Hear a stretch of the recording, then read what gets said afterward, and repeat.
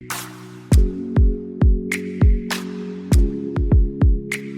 here to talk about the great AI divide. Since the launch of ChatGPT at the end of 2022, AI has quickly changed how we learn, how we work, how we love, how we do healthcare. It's also created a handful of companies who are extremely powerful, and it has put the US and China far ahead of every other country in the so-called AI race. What does that mean for everybody else? Like a good journalist, I'm doing what I'm supposed to be doing. I just called on the experts to come and talk to us about this. So I'm really pleased to have with us here Sam Winter-Levy, who is a fellow to my immediate left, a fellow at Carnegie Endowment for International Peace. Aditya Vashistha to his left, who is an assistant professor at Cornell, where he heads the Cornell Global AI Initiative. And Peter Micek to the extreme left there. He's General Counsel and UN Policy Manager at Access Now, which is a digital rights group. Amba Park at the AI Now Institute couldn't make it today, sadly. So Sam, I'm going to start with you. You've declared that the AI race is already over for everyone except the US and China. So just how bad is it, and what happens when everyone is subject to the whims of Washington and Beijing? Sure, yes. I don't know if I would quite go I don't know if I would quite go so far as to say the race is already over. But I would say that for a lot of countries around the world, both middle powers, but also countries in the global south, AI could put them in a very difficult position. So right now, I think it's fair to say that AI is primarily a two-horse race. If you think about the United States and China, they control 90% of global computing power. They attract between 70 and 80% of global investment in AI. They have obviously huge concentrations of talented AI researchers.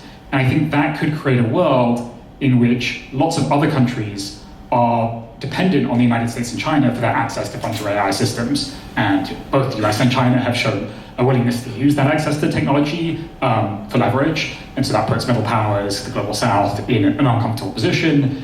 But those middle powers, the global south, they will still remain exposed to the disruption that AI could cause, even if they don't necessarily capture any of the benefits. So they'll still be exposed to job-related disruption, the social effects of AI systems, even if they don't necessarily capture the kind of economic returns from it. So I think that's the sort of pessimistic story you could tell about how the rest of the world could be left behind. And I think I would just highlight kind of three trends that might make this pessimistic story particularly likely right now. The first is that a lot of the kind of frontier developers in the US are switching to a more managed access approach to their technology. So they're doing slower rollouts. Anthropic's Mythos model is a good example of this, where they're rolling these models out to small groups of companies that they select, at least initially. And I think, again, that puts other countries in an uncomfortable position where you're dependent on US companies to pick who gets access to your systems. Second, I think we're now in a world where there are quite severe compute constraints. So everyone, like the demand for these models is outstripping the compute that the companies have to service that demand. And so again, that puts these companies in a position where they're rationing who can use those systems, which might lead them to kind of pick wealthier US companies. And then finally, you're starting to see governments, the US government, but I'm sure the Chinese government too down the road, playing a more assertive role in who can have access to these systems. We're just seeing an executive order rolled out today. And so those trends together could lead to a situation where, again, a small handful of very wealthy companies, very wealthy countries are kind of controlling who has access to this technology. Okay. Aditya, you're someone who designs, builds, and evaluates AI for marginalized communities. So what are the risks of having only American and Chinese AI systems to choose from? Yeah, so if you look at AI technologies today, then they are designed by and for people who are sitting in this room. And there is an acronym called WEIRD. So we all are weird people because we grew up and are living in Western, educated, industrialized, rich and democratic societies, which represent only 14 or 15% of the world's population. And so the question is, what about the rest of the 85% of the world's population and how they are represented into AI models? So I'll share like a quick story of what happened back when ChatGPT came in and text-to-image models came in. And text-to-image models are usually the one where you input a text and then it produces a visualization. So back when these models came in and you would ask these models, what does a Muslim man look like? Then there was a very homogenized view of what a Muslim man is. Someone who is wearing a turban, someone like who has a headscarf, like a white beard. A Hindu man would be someone who is wearing saffron. You would ask what is the occupation of Muslim people. Then the first suggestion which would come up is terrorism. And there would all sorts of problematic issues when it comes to any kind of marginalized population, like people with disabilities. Many of these AI models could not even show what these look like. And the associations were on depending on the others. And we should ask, like, how are we doing now? That there is so much advancements which are happening in the models. There is so much like safety being integrated into these models. And the short answer is that the work which we have done shows that these models continue to have many of these biases, religious biases, linguistic biases, identity-oriented biases, and so on. And of course, like these biases are not exactly the way they were a couple of years ago, but they are still deeply rooted into these models. So as we think about AI futures for the rest of the world, for 85% of the world's population, we really need to think about whose values, whose voices, whose languages, and whose cultures are represented into these models. If we look at safety infrastructure which we have today, then again it's overwhelmingly weird that the layers which we have work for a minority of the world's population, and many of the benchmarks which we have for safety actually do not even robustly account for ableism, which is bias towards disability. And we have 1 billion people in the world with disability. Anyone who is going to live a long life is going to acquire some form of a disability. So some of these biases are not just towards people living in the global south, but are really about who are the marginalized voices. If you look at preference data sets which are out there, which is applied post-training, then many of these preference data sets do not really exist for majority of the countries in the global south. Many of these preference data sets which are used like after training is essentially like are really like in English language and not so much in the other languages which are dominant. Again, if you take example of India, just one of the countries in the global south, there are 20 plus official languages, 100 other languages, 1500 dialects, and so on. So if we do not take into account these biases, these like languages and cultures, then we are continuing to design our AI technologies to work efficiently only for a sliver of the humanity. Yeah, okay. Continuing on this grim start to the conversation, Peter, you did some work on the first UN General Assembly resolution on AI, which talked about the need for safe, secure, and trustworthy AI systems, and the application of human rights to AI development and deployment. This was in March 2024, yeah? And a couple of months later, there was a resolution on international cooperation in AI capacity building. So a lot has happened since then. Like, what is your confidence level about those resolutions, and where do we stand? What's changed since then? Thanks. So unfortunately, yeah, I have to start by reinforcing kind of some of these themes. The first two resolutions at the United Nations on AI were led by the US and China, respectively. Unlike most resolutions, I think they each went it alone. Usually you have it's like a bipartisan approach. You have a global minority state, global majority state, ideally. They just went it alone and kind of maybe another way to reassert their emerging dominance over AI, but nevertheless, some good language in that Biden-era US-led resolution, certainly applying human rights to the entire life cycle of artificial intelligence. And it didn't even stop there.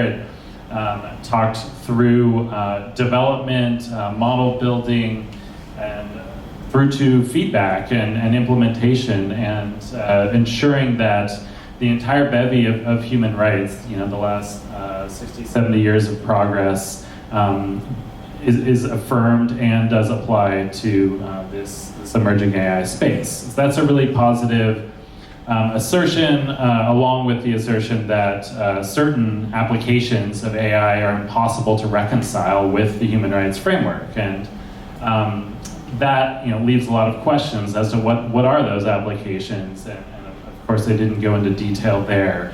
That's our job, I think, and that's something that my colleagues in Brussels have helped define through the AI Act development. But I think much more pressing, we're seeing in the last year or two, the application of AI to military contexts as well as humanitarian, and that's putting these machine learning systems really in direct control over life or death decisions, even with a human in a loop. We're about to launch a new joint statement with a number of other civil societies saying that's simply not enough. That the idea that a human ultimately pushes the button, but depends on libraries of targets and scaling and selection that the machine feeds. Okay. I want to switch to a slightly more positive outlook if we can get to one. But Sam, let's talk strategies. So I'm sure many of you heard Mark Carney's speech at Davos earlier this year. I mean, I loved it, for one. I belong to one of the Commonwealth countries, as does Sam. And Carney spoke about, he said great powers have begun using economic integration as weapons, tariffs as leverage, financial infrastructure as coercion, supply chains as vulnerabilities to be exploited. He wasn't specifically talking about AI, but all of this can be applied to AI, right? And he called for countries in between to combine to create a third path. And in my mind, it's like Avengers Unite, a coalition of the desperate to take on China and the US. So what are some strategies that are available to the countries that are left behind? Sure, yeah. So I think Carney was exactly right in his diagnosis of kind of this geopolitical moment. I think it's absolutely clear that the great powers are kind of weaponizing these supply chains. They're reaching for sources of leverage, wherever those may be, and they do enjoy just huge advantages over these choke points, whether it's the US with advanced AI chips, China with rare earths. And so, again, that underscores the difficult position that you're in if you're a middle power. Now, I think the problem for the kind of Carney vision is that it doesn't grapple enough with the fact that the US and China really are quite far ahead when it comes to AI. And so this idea of kind of forming a middle power bloc where the UK, Canada, Australia, like all these countries, Indians, all these countries kind of unite to train frontier models to catch up, I think there are just huge political difficulties with doing that. And this kind of correct analysis of the geopolitical situation has run up against this kind of technological moment we're in, where these two countries, the US and China, really are dominant. So in terms of the actual strategies you have if you're a middle power, I think there's a few different options. And I should say here, there's just a huge amount of uncertainty about how this technology continues to evolve. We could end up in a much more optimistic version if open source remains robust, if the models get cheaper. So big uncertainty around all of this. But I think in terms of strategies for middle powers, I think you can broadly think of three different approaches. One is a version of the Carney approach. You form some sort of middle power coalition, you run French models or Canadian models on data centers in Australia using, funded by Norwegian sovereign wealth, and you do some sort of kind of pooling of resources to try and catch up. That's one approach. I think a second approach is just trying to train your own sovereign models. So just trying to build your own models. If you're the French, you're Mistral, the Canadians are talking about this, India are talking about this a lot. I think that's very difficult just because of the scale of the vulnerability, the scale of how far behind many of these countries are right now, and the amount of money they're putting towards it is just totally incommensurate to how far behind the US they currently are. And even if you do that, you're still using US chips designed by NVIDIA in data centers that are kind of continually serviced by US companies, so it doesn't kind of get rid of all these vulnerabilities. So that's the kind of second approach. And then I think a third approach is to essentially bandwagon, to kind of sidle up to one of the great powers, whether it's the US or China, and trying to become their patron. So the UK is basically following this approach, where it's just trying to build a very close relationship with the US to make sure that they have access to US technology. I think that's great, as long as you continue to get access, but that does expose you to the US if they don't like British policies on something, or if they don't like whatever, whichever country it might be, if they don't like your policies on something, they have a lot of leverage over you. So none of those options look great. I think, in my own personal view, the best option is some version of the third approach, where you need access to US technology, or it might be the case Chinese technology, depending on your own country's posture. and you are well aware of the vulnerabilities here. So I think you need to bargain very hard with the US, with the kind of great powers who have access to the technology, over getting durable guarantees to what that technology should look like. And we can talk more about what that would look like in practice, but I think it would look like things like finding sources of leverage that you have, whether that's in the AI supply chain, in the semiconductor supply chain, and using that as leverage to say to the US, we'll give you access to our raw materials, our critical minerals, our robotics capabilities, our chip design capabilities, our ASML if you're the Dutch. But in exchange, we want guarantees that you're going to keep giving us access to the best models that come out of American companies. And some version of that where you're not being naive, you're not just hoping that American companies will keep giving you that access to their technology, but nor are you naive enough to think that you can just train your own sovereign model if you're a relatively poorly resourced country. And so trying to kind of bargain hard over durable import deals with the US, I think some version of that is probably the most likely approach to work, but again, huge uncertainty, none of these options are great. When I was doing a prep call with Sam, I couldn't get an inch out of him in terms of could this work, can that work? But I'm going to throw open that question again with you. India has been this massive source of data, for example, for a lot of the AI systems that US models train on. India is also a great source of talent, for example. China has basically banned its AI executives from leaving the country. I mean, is it that far-fetched to imagine that India could play that card? I mean, I would imagine there's a riot on the streets in India if India did that, but it is leverage, right?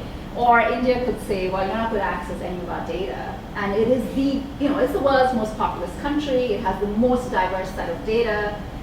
Could those be used as leverage, for example?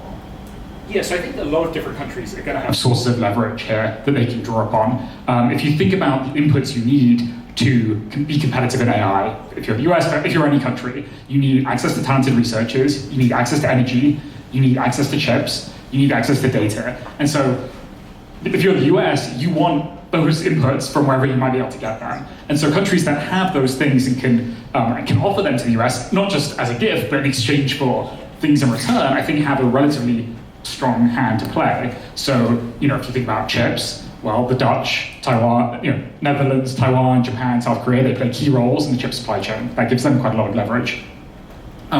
If you think about data, India, you mentioned, obviously has huge amounts of data, but even countries like Ukraine, which is a very weak state, has access to huge amounts of data from the battlefield that American companies are desperate for. So that gives even a country like Ukraine that's relatively weak a source of leverage that they can turn to.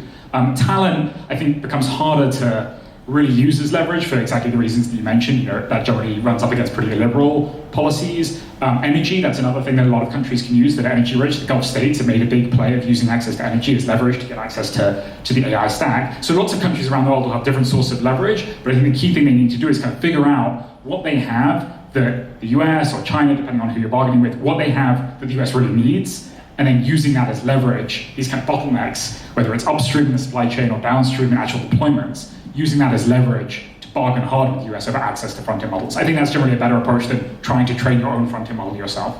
Yeah, okay. Well, I certainly hope we all don't have to go to war to use war data as leverage. Aditya, you were at the India AI Summit in February. So, despite the massive traffic snarls and whatever, it was the first time that a global South country was hosting an AI summit, and there were a lot of expectations that India could offer a third way to the US and China. Did that happen? Can it happen? What do you think? Yeah, too soon to say. But overall, what's the summit really accomplished, and as we were talking a little earlier about this, was getting a lot of people in the room, and we're talking about government officials, head of states, CEOs and CTOs of big tech companies, small tech companies, nonprofits of different kinds, civil society organizations, to talk about the global South. And this seems like something we should be doing for a very, very long time, but this was the big achievement of the summit. Everyone who was there was talking about what's the reality or AI futures look like for the rest of the world. So from that perspective, just having all these people in the room talking about AI safety, security, fairness, governance, and the myriad other challenges which comes in designing, building, and evaluating AI technologies, to be there, to talk about these things with each other, to form partnerships and collaborations was a great success. And I'm part of a couple of efforts which have emerged from some of the meetings which happened at the AI Impact Summit. I wanted to echo like some of the things which Sam was mentioning. If we look at what do we need to create AI technologies or frontier technologies, and let me take a tangent to say that we usually like just use AI to talk about all sorts of technologies. There are different kinds of AI technologies. Predictive AI, the way they work is very different from generative AI. The kind of resources which are needed for like creating an AI technologies in a humanitarian settings could be very, very different than the kind of resources one needs to create text-to-image models. Now, with that said, there are lots of pillars to creating these technologies. The first is you need to have data, you need to have models, then you need to have infrastructure, then you need to have people. So 4 pillars already, and the 5th is like what is the use cases of the AI technologies and what's the impact. So sovereign AI technologies have a lot of role to play in this space. Small language models, which a lot of people don't talk about, also have a lot of role to play here. Also, what kind of AI technologies which we are using, even within the generative AI technologies like LLMs versus SLMs, in what domain and context we are using them, is all these things really determine what does the AI capability for a nation looks like. AI is the new technology which we are seeing, and I agree with a lot of people that this is a different kind of technology that we have seen. But like I have had so many conversations about different technology waves, and there were some conversations which I was not part of, like when telecenters came in, when computers came in, and people were excited about how telecenters are going to eliminate poverty, how the mobile phones are the solution for poverty, and like the bigger social challenges which are there. And then it shifted to internet, and then to social media, and then to virtual reality, and then blockchains, and now we are at AI. And so it's important to remember that we have been seeing these cycles where a lot of people are very interested about the prospects of a certain technology. So I would love to take your attention to the 5th point, like what's the use cases and how do we measure impact?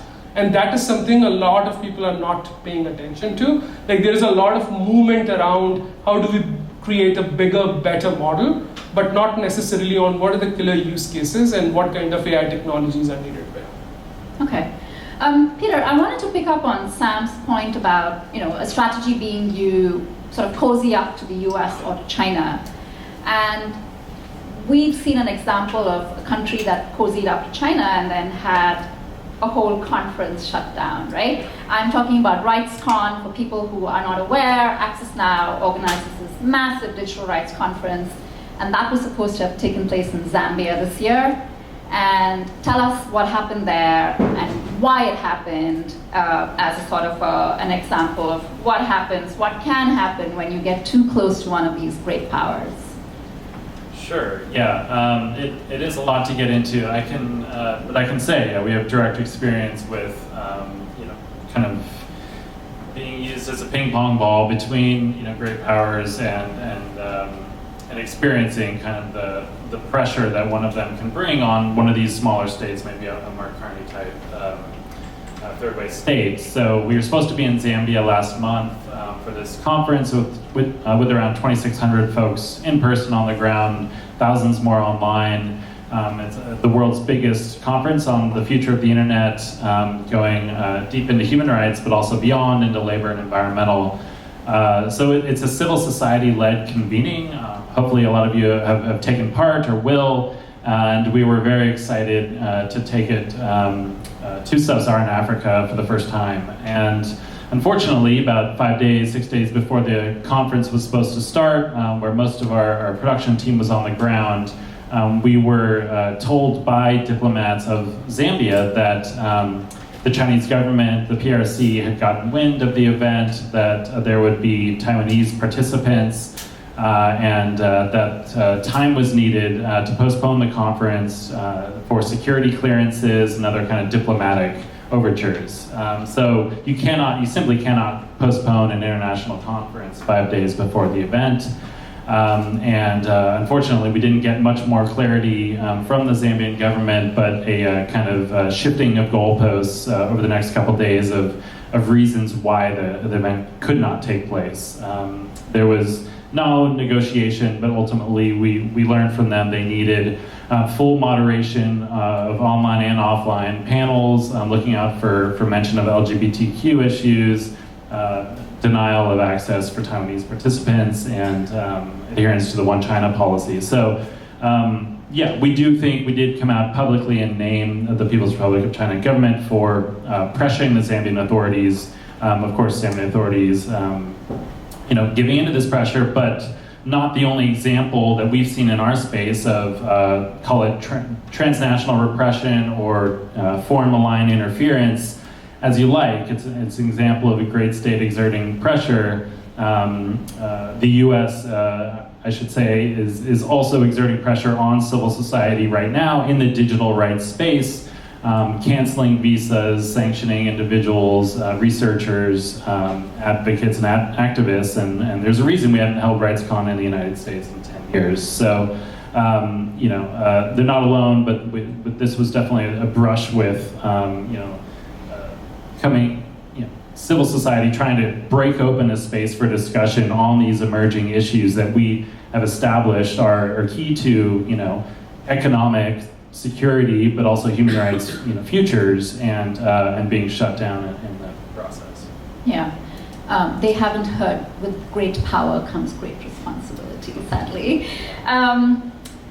Aditya, I also wanted you to respond to Sam's slightly hopeful note about smaller models and open source models. They are still behind the frontier models, right? So, is that a path to sovereignty or not? Or you have some real life examples of these in use.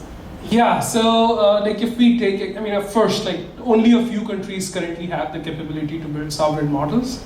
And sovereign models are coming, let's say for example in India, there are lots of sovereign models which have come up. The first wave of sovereign models which came in were using open source models which are built by the companies in the US. And then the research which we have done shows that these models can speak the local language but does not understand the local culture. And an analogy I would give is that you can go on Duolingo and learn to speak a language, which is great, but it's very different than being in the country and understanding the local cultural norms and social norms and so on. So the next wave of sovereign models which have come out are doing much better in understanding local cultural nuances. And these cultural norms, sometimes we take this for granted, but some of the research which we have done shows that when people in India start writing with AI models, then their writing substantially changes to mimic how Westerners write and how Westerners write about Indian culture. So a quick example here, when people in India were writing with AI about Diwali versus without AI, about an Indian festival Diwali, then when writing without AI, there was a lot of rich cultural details present on how this festival is celebrated. Or when they were writing about Indian food, then there were nuances around what are the ingredients which go into a specific dish. And when they started writing with AI technologies, then everything was exoticized and westernized. That they started talking about their own food as something exotic, something which melts in my mouth, rich and flavorful, and all the nuances were lost. Right? Similarly, when they were talking about their festival, Diwali, as in just one example, then Diwali turned out to be a festival of lights. And people talking about how I eat traditional Indian breakfast in morning.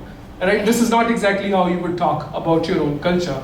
Our follow-up work shows that some of these cultural sort of expressions being homogenized also change into values and stands being homogenized on value-laden topics. You can imagine climate change or Islamophobia or how do you think about LGBTQ rights and so on.